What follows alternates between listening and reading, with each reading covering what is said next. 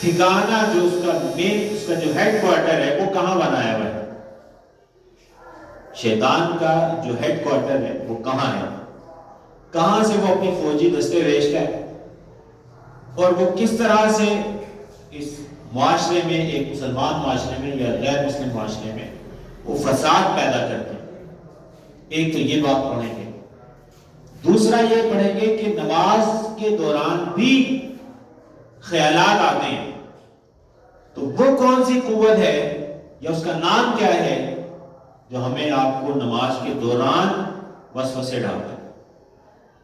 اور اختتام کریں گے اس بات پہ کہ یہی وسوسہ جو ہے، یہی جو برا خیال ہے، یہ برا خیال بعض اوقات جب انسان کو شیطان دل میں ڈالتا ہے تو الٹیمیٹلی ایک ٹائم آتا ہے کہ اللہ کی ذات سے متعلق اس کو شبہات شیطان وسوسے دل میں ڈالنے لگ جاتا ہے۔ اس پر اپنی گفتگو کا اختتام کریں گے باذن اللہ۔ حاضرین عزیز وقار، سابقہ نشست میں ہم نے ایک حدیث پڑھی تھی، اس سے مضمون کو جوڑتے ہوئے آگے چلتے ہیں۔ ہم نے پڑھا تھا کہ حضور اکرم صلی اللہ علیہ وسلم نے ارشاد فرمایا کہ شیطان وسوسہ ڈالتا ہے۔ حدیث پاک میں آتا ہے، حضرت عبداللہ ابن مسعود رضی اللہ عنہ روایت فرماتے ہیں، یہ حدیث ہم نے سابقہ نشست میں پڑھی تھی۔ فرمایا ان للشیطان لمۃ، شیطان وسوسہ اور خیال جو تخریبی خیال ہے، جو نیگیٹو ایک تھاٹ ہے، وہ آپ کے ہمارے دل میں ڈالے گا۔ اور فرمایا کہ شیطان کا جو وسوسہ ڈالنا ہے یہ اس سے اصل میں برائی کی طرف لے کے جانے کا ہے، وہ برائی کی طرف لے جائے گا اور حق کو جھٹلائے گا، یعنی انسان حق تسلیم ہی نہیں کرنے دے گا، حق کی طرف جانے ہی نہیں دے گا۔ ایک بات روز روشن کی طرح اس کو نظر آ رہی ہے لیکن وہ اس کو نہیں تسلیم کرے گا، شیطان اس طرف نہیں جانے دے گا۔ تکذیب حق یہ شیطان کے ذمے کاموں میں سے ایک کام ہے۔ اور اسی طرح فرمایا کہ خیر کا بھی انسان کے دل میں خیال رکھتا ہے، وہ یہ ہے کہ آپ سچ بات کو تسلیم کر لیں، حق بات کو تسلیم کر لیں۔ اگر انسان سے غلطی ہوئی ہے تو اب جب غلطی ہو گئی تو حق یہ ہے کہ آپ غلطی کو تسلیم کر کے اصلاح کر لیں۔ اور ایک ہے کہ غلطی پر اکڑ جانا اور مد مقابل جو ہے آپ کوشش کریں کہ اس پر سارا بلیم کسی اور پہ ڈال دیں، ہیلے بہانے کریں، اپنی غلطی کو تسلیم نہ کریں، تو یہ کام شیطان کا ہے جو وہ کرواتا ہے۔ تکذیب حق شیطان کرواتا ہے، اور جو خیر کا عنصر ہے وہ کہے گا یار چلو مجھ سے اگر غلطی ہوئی ہے، ہاں مجھ سے غلطی ہوئی ہے۔ امانت اور دیانت کا تقاضا یہ ہے کہ اگر انسان سے لغزش ہو جائے تو وہ اسے ایکسیپٹ کرے کھلے دل کے ساتھ کہ جی مجھ سے یہ غلطی ہوئی ہے۔ یہ جو غلطی کو تسلیم کر لینا ہے، تصدیق حق ہے، یہ اللہ تعالیٰ نے فرمایا کہ یہ بیسیکلی یہ پازیٹیو ہے، یہ مثبت خیال ہے۔ یہ خیال جو ہے یہ اگر نفس تہذیب نفس کے مراحل سے گزر جائے تو آپ کا نفس بھی آپ کو روک دے گا غلطی سے۔ آپ کو ملائکہ فرشتے آپ کے ساتھ ہیں، ہمارے ساتھ ہیں، وہ روک لیں گے، اور اللہ کی نیک مخلوقات جنات میں سے بھی اور انسانوں میں سے بھی وہ ساتھ ہیں، وہ تہذیب نفس میں معاونت کرتی ہیں اور انسان کو اس طرح کی حرکات سے روک لیتی ہیں۔ یہ حدیث پاک میں آیا ہے، حضور نے فرمایا کہ جب کوئی شخص یہ بات جان لے کہ اس کو کوئی اچھا خیال اور گمان ہے، جب کوئی ہمیں یہ خیال آیا کہ بڑی اچھی بات ہمارے ذہن میں آئی ہے، تو جو اچھا خیال آئے تو یہ بات سمجھ لے کہ یہ اللہ کی طرف سے آیا ہے اور اس پہ اللہ کا شکر ادا کرے۔ اچھے خیال پہ تمرد کا شکار نہ ہو جائے، اکڑ نہ جائے، یار نہیں میرے ذہن میں یہ خیال ہے۔ تو اچھا خیال اگرچہ ایک تعمیری چیز ہے اور وہ اللہ کی نعمت ہے، مگر یہ کہ اس تعمیری چیز فکر کے نتیجے میں اگر تکبر آ جاتا ہے تو آپ کی نیکی تو ضائع گئی۔ شیطان اس طرح کامیاب نہیں ہوا تو اس طرح سے اس نے کہا کو گھیر لیا، تو فرمایا اللہ کا شکر ادا کرے۔ اور اگر برا خیال آئے فرمایا فَلْيَتَعَوَّذْ بِاللَّهِ مِنَ الشَّيْطَانِ الرَّجِيمِ، اب اللہ سے شیطان جو دھتکارا گیا شیطان ہے اس سے پناہ مانگے، اللہ کی پناہ مانگے شیطان سے۔ یہاں پر یہ ہم نے پچھلی نشست میں اس کا اختصار پڑھا تھا، آج ہم نے حدیث مکمل پڑھ لی۔ اس پر ایک بات میں آپ سے عرض کرنا چاہوں گا کہ یہ کیسے پتہ چلے گا کہ یہ ہمیں الہام ہے، یعنی جو ہمارے ساتھ فرشتہ ملہم ہے اس کی طرف سے ہمیں یہ خبر دی ہے، اور یہ کیسے پتہ چلے گا یہ شیطان کی طرف سے ہے؟ دیکھیے، جو لوگ تہذیب نفس کے مراحل سے گزر گئے ہیں، اس کا عام ادراک ہم جیسے کو نہیں ہوتا ہے، مگر یہ کہ تہذیب نفس کے مراحل سے جو طبقہ گزر چکا ہے ان کو اس کا ادراک ہو جاتا ہے۔ اور اگر ہم بھی چاہتے ہیں کہ ہمارے اندر یہ قوت اور صلاحیت پیدا ہو کہ ہم یہ بات کا ادراک کر لیں کہ یہ خیال جو ہمیں آیا ہے، یہ خیال اللہ کے یہ رحمانی قوت کے نتیجے میں آیا ہے، یہ شیطانی قوت کے نتیجے میں آیا ہے، اگر ہم چاہتے ہیں کہ یہ صلاحیت اپنے اندر پیدا کر لیں تو اس پہ ائمہ کرام نے اس کی تصریح کی، وہ میں آپ کو سنانا چاہتا ہوں۔ امام غزالی رحمہ اللہ نے فرمایا، کہتے ہیں کہ اس میں جو تفاصیل ہیں وہ پھر صوفیاء کی کتابوں میں، کیسے پتہ چلے گا کہ یہ شیطان کا وسوسہ ہے یا یہ الہام ہے؟ اس میں فرق کرنے کے لیے کہتے ہیں کہ صوفیاء نے اس کی تفصیلات بیان کی ہیں، کیونکہ آپ کو معلوم ہے صوفیاء وہ طبقہ ہے جو تہذیب نفس کے مراحل سے گزر چکا ہے، تو اب جو تہذیب نفس کے مراحل سے گزر چکا ہے اس کو اس بات کا ادراک ہے۔ تو فرماتے ہیں ایک دو انہوں نے کچھ شواہد دی ہیں، میں آپ کو دو اس کی مثالیں دیتا ہوں۔ کہتے ہیں کہ مشائخ کا اس بات پہ اتفاق ہے کہ جس کا لقمہ کھانا حلال ہے اور حلال نہیں، جس کا کھانا جس کی کمائی حلال نہیں، لا یمیز بین الوسوسۃ والالہام، ایسا شخص حلال وسوسہ اور الہام میں فرق نہیں کر پائے۔ اس کا مطلب ہے کہ اگر آپ کو ہم چاہتے ہیں کہ ہمیں پتہ چلے یہ شیطان نے خیال ڈالا ہے یا یہ کہ یہ رحمانی خیال ہے، تو پہلی کیا چیز ضروری ہوگی کہ ہم نے اپنی کمائی کو حلال کرنا ہے، حلال کمائی کرنی ہے، کیونکہ اس کے علاوہ ممکن نہیں ہے۔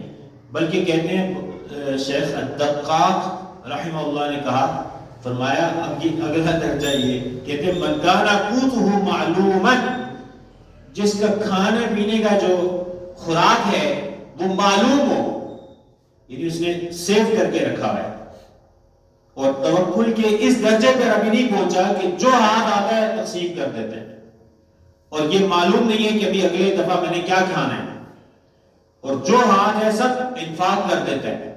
فرمایا کہ جس کا کھانا خوراک اس کو معلوم ہو، بایمانہ کہ اس نے اللہ پر توکل نہیں کیا ابھی، فرمایا لا یفرق بینہما، ایسا شخص بھی جو ہے وہ وسوسہ اور الہام میں فرق نہیں کر پائے گا۔ تو بہرحال ہمیں توکل پیدا کرنا ہے اللہ کی ذات پہ، اور جو اسباب ہیں ان کا اختیار کرنا ہے، ان پر تکیہ نہیں کرنا۔ مومن اسباب کو لازماً اختیار کرتا ہے، ترک اسباب سمجھ لیجئے سنت کے خلاف ہے۔ ایسا نہیں ہو سکتا کہ آپ گھر لیٹے کہیں کہ جی آپ کو رزق مل جائے، یہ اللہ کی بنائی فطرت کے خلاف ہے، اللہ کی خلق میں جاری کرنا سنت کے خلاف ہے۔ آپ کو باہر نکلنا ہے، ایفرٹ کرنی ہے، محنت کرنی ہے، اور اس کے نتیجے میں آپ کو روزگار ملے گا۔ گھر بیٹھے بیٹھے کسی کو تعلیم نہیں مل جاتی۔ اب آپ حضرات آئے ہیں، یقینی طور پہ ہر بندہ اس کی مصروفیت ہے، وہ مصروفیت کو روک کر کچھ وقت ٹائم اسپیئر کر کے آئے نا، تو ٹائم اسپیئر کر کے ہم نکلتے ہیں، تبھی آپ اور ہم تعلیم حاصل کر رہے ہیں۔ تو محنت کے بغیر کچھ نہیں ملتا۔ اسباب کے ترک کا اسلام درس نہیں دیتا کبھی بھی، مگر اسلام یہ ضرور کہتا ہے کہ اسباب پر تکیہ نہ کریں، تکیہ اللہ کی ذات پہ کریں۔ توکل اللہ کے حق ہے کہ ہم اس کی ذات پہ بھروسہ کریں۔ تو میں نے دو باتیں آپ کو ذکر کی کہ الہام اور وسوسے میں فرق کے لیے پہلا کیا ہے کہ رزق حلال، دوسرا یہ کہ توکل کو بڑھائیے، اسباب کو اختیار کیجئے کہ یہ سنت الہیہ ہے اسباب کا اختیار کرنا خلق میں، اس کو لازمی اختیار کیجئے، اور دوسرا اسباب پر تکیہ نہ کیجئے، بھروسہ اللہ کی ذات پر ہی کرنا چاہیے، اسی کا حق ہے۔ توکل اللہ کا حق ہے کہ اس پر توکل کیا جائے۔ اب اگلی بات چلیے آتے اگلی بات یہ کہ ابلیس نے اپنا ہیڈ کوارٹر کیا بنایا ہوا ہے، جہاں سے وہ اپنی فوجیں بھیجتا ہے اور وسوسے پیدا کرواتا ہے اور جھگڑے کرواتا ہے۔ حدیث پاک میں ہے، اس کو تیزی سے پڑھتے ہیں۔ حدیث پاک میں آتا ہے، حضرت جابر رضی اللہ تعالیٰ عنہ روایت فرماتے ہیں کہ حضور اکرم صلی اللہ علیہ وسلم نے فرمایا ان ابلیس یضع عرشہ علی الماء، یہ جو ابلیس ہے اس نے اپنا عرش جو ہے نا وہ پانی پر لگا رکھا ہے، پانی پہ لگا ہے۔ اور ایک روایت میں آتا ہے کہ علی البحر، سمندر پہ لگا رکھا ہے اس نے، سمندر پہ۔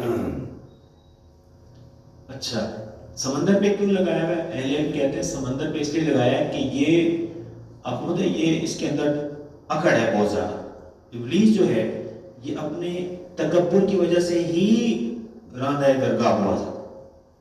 اس نے آدم علیہ السلام کو سجدہ نہیں کیا اور عقل پر فیصلہ کیا۔ کیسے عقل پر فیصلہ کیا؟ اس نے کہا کہ مجھے آپ نے آگ سے پیدا کیا ہے، آگ کی صفت میں استعلاء ہے، اوپر نکلنا ہے، غالب آنا ہے، اور آدم علیہ السلام جو ہے ان کی پیدائش مٹی سے ہے اور مٹی میں تواضع ہے۔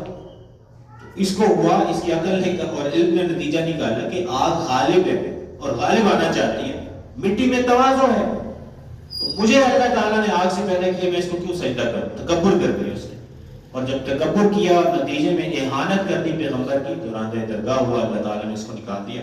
اس کے اندر تکبر ہے، اسی وجہ سے اس نے کیا کیا ہے کہ اپنا عرش اس نے سمندر میں لگا کے رکھا ہوا ہے۔ اس کا ہیڈ کوارٹر جو ہے، جو تخت ہے اس کا، وہ سمندر پہ ہے۔ اور اہل علم نے کہا کہ اس وجہ سے اس نے ہیڈ کوارٹر وہاں بنا رکھا ہے اپنا، کہ اللہ تعالیٰ کا اللہ تعالیٰ نے فرمایا تھا وَكَانَ عَرْشُهُ عَلَى الْمَاءِ، ایک وقت تھا جب یہ اس طرح سے نباتات، جمادات، خلق اس طرح سے نہیں تھی، تو اللہ تعالیٰ نے اپنی بیان کیا کہ میرا عرش جو ہے اس کے شایان شان وہ پانی پر تھا۔ تو اب یہ غرور اور تمد، کیونکہ اس کے اندر تکبر ہے، تو اس نے بھی اپنا عرش جو ہے وہاں پہ لگا رکھا ہے۔ اور ائمہ نے کہا کہ اس سے بعض اوقات ایسے صوفیاء کرام جو ذرا تعلیم یافتہ نہیں ہیں وہ دھوکے میں آ جاتے ہیں اور وہ خدا کی ذات سمجھ لیتے ہیں اس کو، وہ خدا کی ذات اس کو سمجھ لیتے ہیں، مگر یہ کہ یہ ابلیس ہے، خبیث۔ اب کیا ہے، ثم یبعث سرایاہ، اب یہ وہاں سے اپنی فوجیں بھیجتا ہے، اپنے لشکر بھیجتا ہے۔ سریہ بیسیکلی نا یہ 400 کے عدد تک کا جو اس کا ایک جو ہے نا وہ گروپ جو ہے وہ سریہ ہے، تو یہ اپنے وہاں سے فوجیں لشکر بھیجتا ہے، اور لشکر بھیجتا ہے۔ اب حدیث پاک میں حضور نے فرمایا فَأَدْنَاهُمْ مِنْهُ مَنْزِلَةً أَعْظَمُهُمْ فِتْنَةً، اب جو جتنا فتنہ پرور ہے وہی اس کے اتنا قریب ہو جاتا ہے، جو جتنا فتنہ پھیلائے گا وہی اس کے قریب ہے۔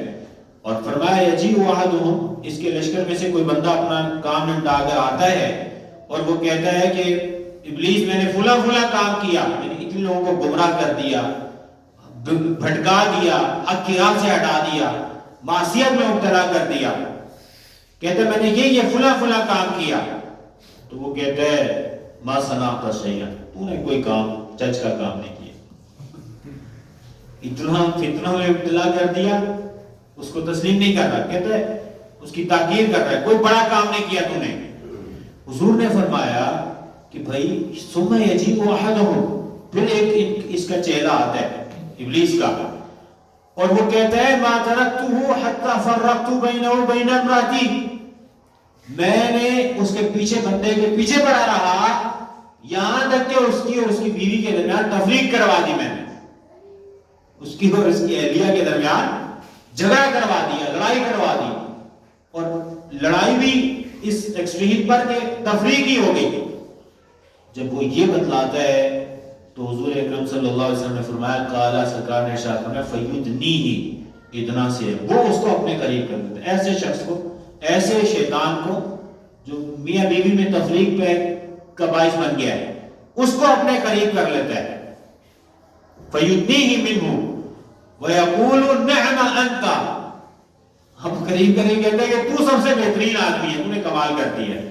کیوں کمال کرتی ہے؟ دیکھیے ایک بندہ اگر معصیت میں مبتلا ہوتا ہے تو وہ ایک شخص ہے جو معصیت میں مبتلا ہو گیا، ایک فیملی جب ٹوٹتی ہے نا تو سمجھیں ایک خاندان ٹوٹ، ایک خاندان نہیں وہ دو خاندان ٹوٹے ہیں، اور نہ صرف یہ کہ 2 خاندان ٹوٹتے ہیں بلکہ اگلی نسل خراب ہوتی ہے، یعنی اولاد تقسیم ہو جاتی ہے بلا وجہ نہیں۔ اللہ کے رسول نے کہا کہ جو طلاق ہے وہ اللہ کو ناپسندیدہ ترین کاموں میں، حلال کاموں میں سب سے ناپسندیدہ ترین کام کیا ہے؟ طلاق دینا۔ یہ اللہ رسول کو پسند نہیں ہے۔ کیوں؟ کیونکہ اس کے جو آفٹر ایفیکٹس ہیں وہ بڑے خطرناک ہیں، خاندان تباہ ہوتے ہیں، الٹیمیٹلی کیا ہوتا ہے؟ اولاد تقسیم ہو جاتی ہے۔ اور اب آپ دیکھ لیجئے کہ کتنا آگے تک اور زیادہ اس کا نقصان ہوتا ہے۔ تاہم یہ کہ وہ اس طرح سے کرتا ہے۔ تو یہ بات میں نے آپ کو بتلا دی کہ شیطان کے وسوسوں میں سے ایک تو یہ آپ کو پتا چل گیا کہ اس کا جو کوارٹر ہے، ہیڈ کوارٹر ہے شیطان کا، وہ سمندر میں ہے۔ وہاں سے وہ بندے بھیجتا ہے، اپنے چیلے بھیجتا ہے، اور ان کا مشن کیا ہے؟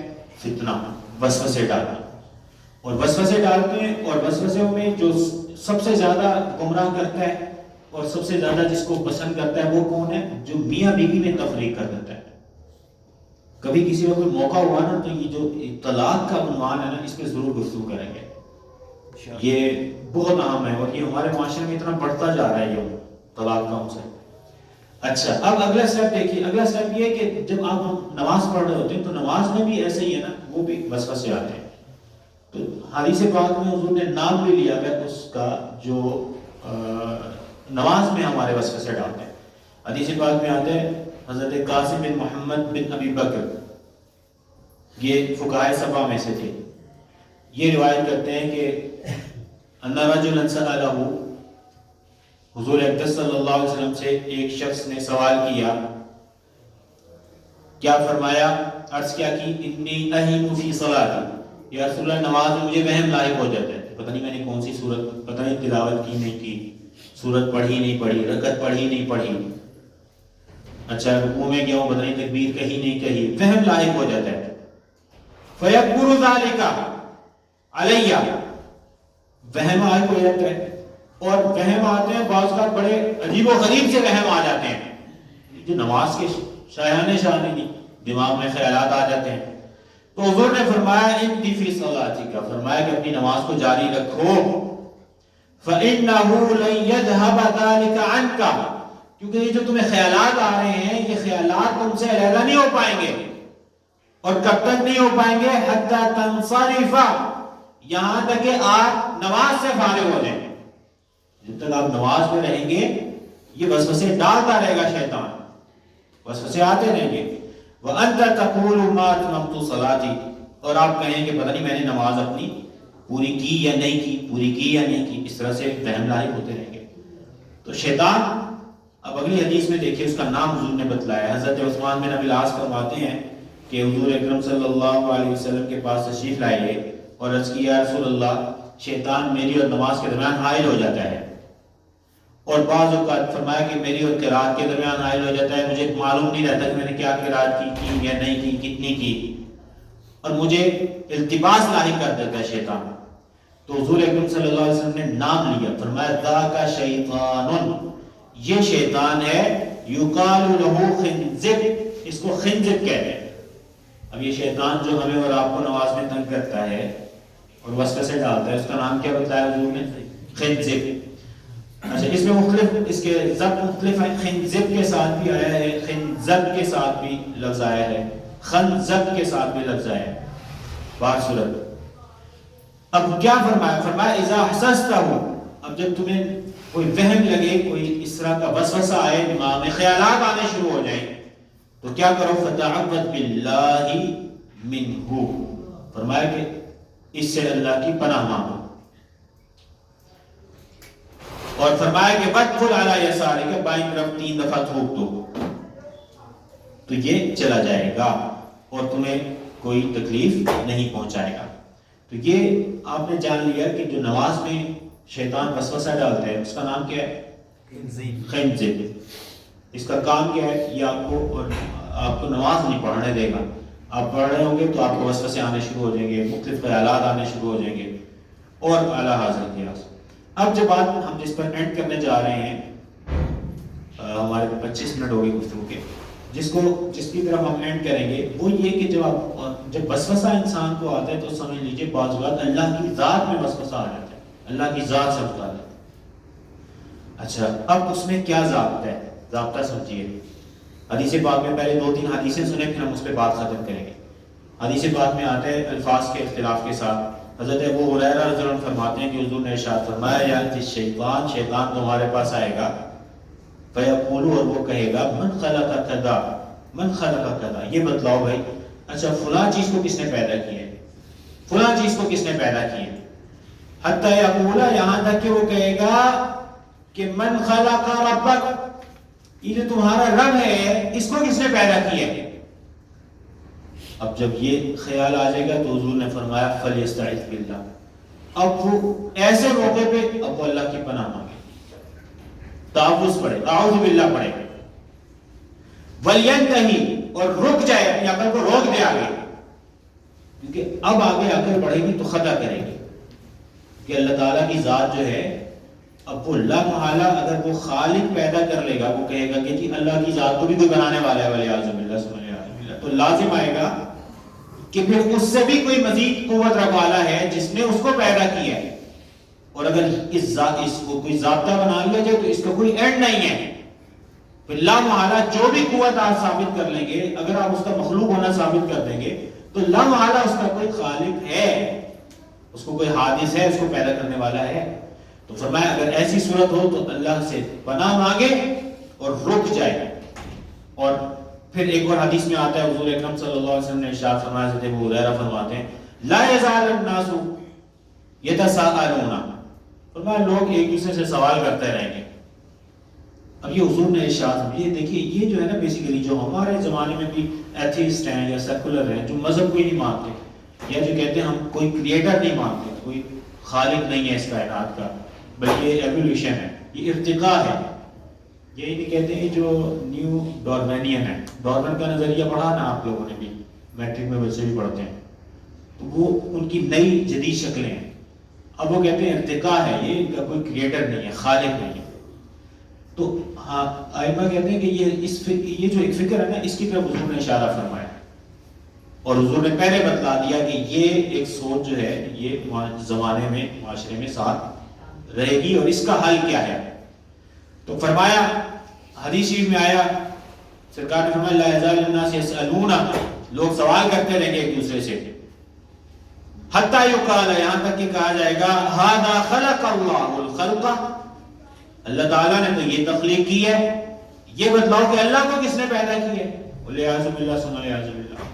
فرمایا فمن وجد ذلك من ذلك شیئا، یہ وسوسہ اگر دماغ میں آئے تو فلیقل آمنت باللہ ورسولہ، اب وہ کہے کہ میں اللہ اور اس کے رسولوں پر ایمان ہے. اب اس سے آگے نہ جائے، اس سے آگے کیوں نہ جائے اس کی وجہ میں آپ کو بتلاتا ہوں. ایک اور آخری حدیث پڑھ لیں پھر اس کے بعد ہم اسے کنکلیوڈ کرتے ہیں. حضرت ابو ہریرہ روایت کرتے ہیں حضور نے فرمایا لوگ ایک دوسرے سے سوال کریں گے یہاں تک کہ کوئی کہنے والا کہے گا کہ بھئی اللہ تعالیٰ کو کس نے پیدا کیا ہے، یہ تو اللہ تعالیٰ نے پیدا کیا، اللہ کو کس نے پیدا کیا. فرمایا اگر جب یہ بات ہو تو کہو اللہ احد، فرمایا کہو اللہ تعالیٰ ایک ہے. اور پھر سورہ اخلاص پڑھی اللہ الصمد لم یلد ولم یولد ولم یکن لہ کفوا احد، سورہ اخلاص پڑھی. فرمایا یہ پڑھو ثم یدخل عن یسارہ ثلاثا، بائیں طرف 3 دفعہ تھوک دو ولیستعذ باللہ من الشیطان الرجیم، اور شیطان اس سے اللہ کی پناہ مانگو. تو دیکھیے 2-3 باتیں اس میں ثابت ہو گئی. ایک تو یہ کہ حضور اکرم صلی اللہ علیہ وسلم نے پہلے بتلا دیا کہ ہمارے دور میں ایسے فکر والے لوگ آئیں گے جو اللہ کے وجود کا انکار کریں گے، کہیں گے کہ ہم خالق کو نہیں مانتے. دوسرا حضور اکرم صلی اللہ علیہ وسلم نے عام ضابطے کے طور پہ یہ بھی بتلا دیا کہ اس میں غور و خوض نہ کیا جائے، کیونکہ عام استعداد یہ نہیں ہے. عام استعداد یہ نہیں ہے کہ ان چیزوں کی طرف ان چیزوں کا رد کر سکے. حضور اکرم صلی اللہ علیہ وسلم نے اسے منع بھی فرما دیا. اور تیسرا یہ بھی بات بتلا دی، اشارہ کر دیا کہ یہ شیطان کی طرف سے خیال ہے کہ آپ کہیں گے جی اللہ کو کس نے پیدا کیا. بھئی اللہ کو اگر مخلوق ہی ثابت کرنا ہے تو پھر تو آپ لا محالہ اس کا بھی کوئی خالق بنائیں گے، اور اگر وہ بھی مخلوق ہوگا تو لا محالہ اس کا بھی کوئی خالق بنائیں گے. تو الٹیمیٹ آپ کو ایک ایسی سپریم پاور کو ماننا ہے جو مخلوق نہ ہو بلکہ خود خالق ہو. تو حاضرین عزیز وقار ہماری گفتگو سے اس حدیث کا مضمون کیا ہوا کہ یہ بھی وسوسے کی صورت ہے، اور حضور نے فرمایا کہ ایسی صورت ہو جائے تو ہم نے کیا کرنا ہے؟ اللہ کی پناہ مانگنی ہے، تعوذ اور تعوذ پڑھنا ہے۔ اب میں جو بات ختم کرنا چاہ رہا ہوں یہ ختم کرنا چاہ رہا ہوں اس بات میں، وسوسے کی بحث تو ہم نے ختم کر دی، اب انشاءاللہ تعالیٰ اگلی نشست میں نئی بحث شروع کریں گے، اور آپ لوگ بھی جو ہے نا انوالو ہوا کریں۔ کوئی اگر آپ کے ذہن میں ہے کہ یار یہ بحث ہونی چاہیے یا یہ گفتگو ہونی چاہیے تو عقیل بھائی بیٹھے ہوئے آپ اپنی رائے نے دیا کیجیے۔ میرے ذہن میں یہ ہے کہ اب جو نشست ہم اگلی کریں وہ آگے کہ اگر رمضان شریف بھی آ رہا ہے تو یہ معرفت الہی پہ کر لیں، وہ بھی بہت اچھا ہے، معرفت الہی بھی ہو سکتی ہے، اللہ تعالیٰ کی صفات پر ہو سکتی ہے، مگر میں آپ حضرات سے چاہتا ہوں کہ آپ لوگ اپنے آپ کو فزیکلی انوالو کریں دین کو سیکھنے میں، کیونکہ دیکھیے ہماری سوسائٹی میں نا، میں آپ کے 2 منٹ لیتا ہوں، 32 منٹ ہو گئے۔ دیکھیے میں آپ کو ایک بات بہت اہم ہے، وہ یہ ہے کہ ہماری سوسائٹی میں جو سیکولر طبقہ ہے وہ اس کے پاس قوت، اختیار اور وسائل بہت سارے، بہت وسائل ہیں ان کے پاس۔ اب بیرون ممالک میں تو جو ایتھیسٹ ہے نا مثلا، یہ جو سیکولر ہے وہ برملا کہتے ہیں میں نہیں مانتا، میں مجھے اب ہم ایک اسلامی ریاست ہیں، تو اب اسلامی ریاست ہونے کی وجہ سے یہاں کوئی یہ نہیں کہتا کہ میں کوئی خود خالق نہیں مانتا اپنی زندگی میں، یہ کہہ نہیں سکتا۔ اب وہ کرتے کیا ہیں؟ ان کے پاس ریسورسز ہیں، وسائل ہیں، ذرائع ہیں، صلاحیت، قوت ساری ان کے پاس ہے۔ اب کرتے کیا ہیں؟ کرتے یہ ہیں کہ وہ ایسا ماحول کریٹ کر رہے ہیں ہماری تعلیمی نظام میں، آپ میڈیا کے تھرو دیکھ لیجئے، میڈیا کے تھرو آزادی کے نام پہ، اب وہ نام مختلف ہے نا، بدلتے ہیں، عورتوں کے حقوق کے نام پہ، آزادی کے نام پر، اور یہ کہ یہ تو رواج ہے، کلچر ہے، کلچر کے نام پر، تو وہ ایسا ماحول پیدا کر رہے ہیں جو الٹیمیٹلی آپ کو اور ہمیں اور ہماری نسلوں کو سیکولرزم کی طرف لے کے جا رہا ہے۔ کیونکہ جب آپ اس ماحول میں اپنی اولاد کو، مثلا اگر آپ کسی یونیورسٹی میں، یونیورسٹیز میں ہمارے بچے جائیں گے، لم اعلیٰ تعلیم تو لینا ہے نا، تو اب جب وہ جائیں گے تو وہ جو کلچر وہاں پر بچہ دیکھ رہا ہے، اب وہ یہ نہیں کہہ سکتا کہ میں خدا کو نہیں مانتا، کیونکہ بہرحال مذہب پسند لوگ ہیں ہم، لیکن جو کلچر ہمیں دیا جا رہا ہے وہ الٹیمیٹلی ہمیں مذہب سے دور کر رہا ہے، کیونکہ جب مذہب پھر پابندی لگائے گا کہ نہیں محرم نہ محرم کی تمیز کرو، تو اب جس کلچر میں وہ پروان چڑھا ہے وہ اس کو ایکسیپٹ ہی نہیں کرے گا، تو الٹیمیٹلی اس کے لیے آسان حل یہ ہوگا کہ مذہب آؤٹ ڈیٹڈ ہے، مذہب جو ہے اس کی ضرورت نہیں ہے ہمیں۔ تو اب ہماری نسلیں مذہب کے انکار کی طرف پڑھ رہی ہیں اس وجہ سے، تو ہمیں کرنا کیا ہے؟ ہمیں یہ کرنا ہے کہ ہم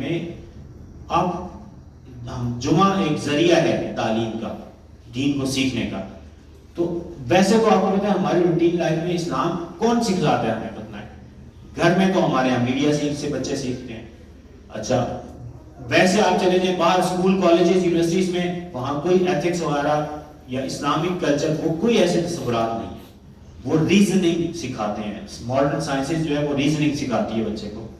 اب اگر آپ کو ہمیں دین بچانا ہے اور اپنا ایمان بچانا ہے تو ہمارے پاس کیا حل ہے کہ یہ جو مجالس ہوتی ہے نا، جمعے کی مجالس، اس میں آپ خود بھی انوالو ہوں اور اپنی اولاد کو بھی انوالو کریں، کہیں پر ہی چلے جائیں، مطلب جہاں آپ کو سہولت ہے وہاں جائیں، مگر یہ کہ فزیکلی انوالو کریں اپنے آپ کو، اپنی نسل کو، تب دین بچ پائے گا، ورنہ اگلی نسل سے دین بچانا وہ بہت مشکل ہو جائے گا، کیونکہ دین کی تعلیم اب کہیں نہیں رہی، الا یہ کہ یہ جو کچھ مواقع ہیں جو اللہ تعالیٰ کی طرف سے ابھی باقی ہیں۔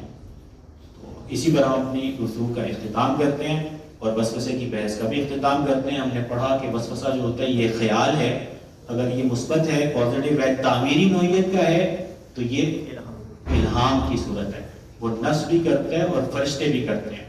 اور ہم نے پڑھا کہ یہ اگر نیگیٹو ہے تو یہ وسوسہ ہے اور یہ شیطان اس کو کرتا ہے، شیطان کرتا ہے، اور نماز میں بھی وسوسہ ڈالنے والا جو ہے وہ شیطان، اس کا نام ہے خنزب یا خنزب یا خنزب کا لفظ ہے۔ تو اسی پر ہم اپنی گفتگو ختم کرتے ہیں۔ وما علیہ الا البلاغ۔